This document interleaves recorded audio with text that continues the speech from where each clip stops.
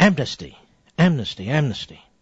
This is so bizarre in a free country where the citizens really have no say. This wasn't an election about amnesty. Did somebody run on amnesty? So here's Krauthammer on Fox News the other day. Cut 2, go.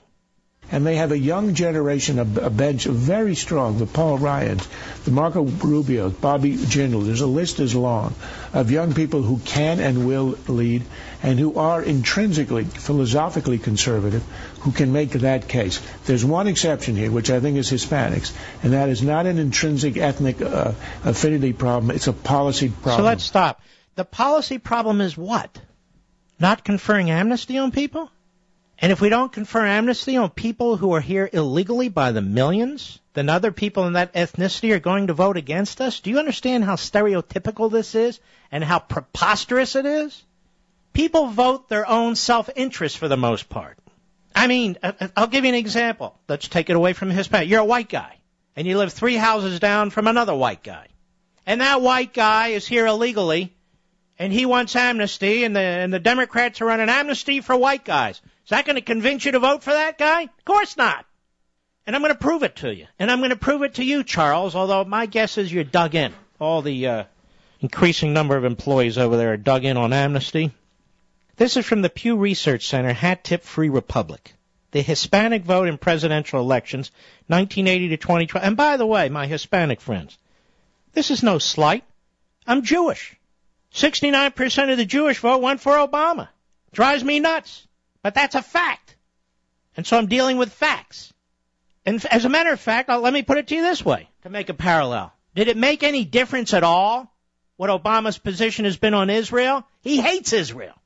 He hates Israel. And I've said it over and over again. He still got 69% of the Jewish vote. You want to know why? Because they weren't voting over Israel. They think it's in their best interest to vote for Obama. Just like Hispanics think it's in their best interest to vote for Obama. Not about amnesty. And I'm going to prove it to you right here. Pew Research Center, the Hispanic vote, presidential elections. You ready? 1980. Jimmy Carter got 56% of the Hispanic vote. Ronald Reagan got 35%. That's a differential of 21% for Jimmy Carter. 1984, Walter Mondale got 61% of the Hispanic vote. Ronald Reagan, 37%.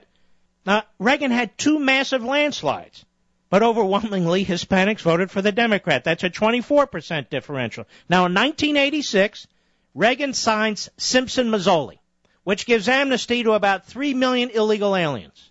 Amnesty to about 3 million illegal aliens, the overwhelming number of whom are Hispanic. So what happened in the next election, 1988? Michael Dukakis against George H.W. Bush, Reagan's vice president. Dukakis gets 69% of the Hispanic vote. Bush 41 gets 30% of the Hispanic vote, a 39% differential. 2 years after Reagan signed amnesty. 1992, Bill Clinton gets 61% of the Hispanic vote, George H.W. Bush 25%, a 36% differential. Massive majorities for the Democrat, no matter who's running.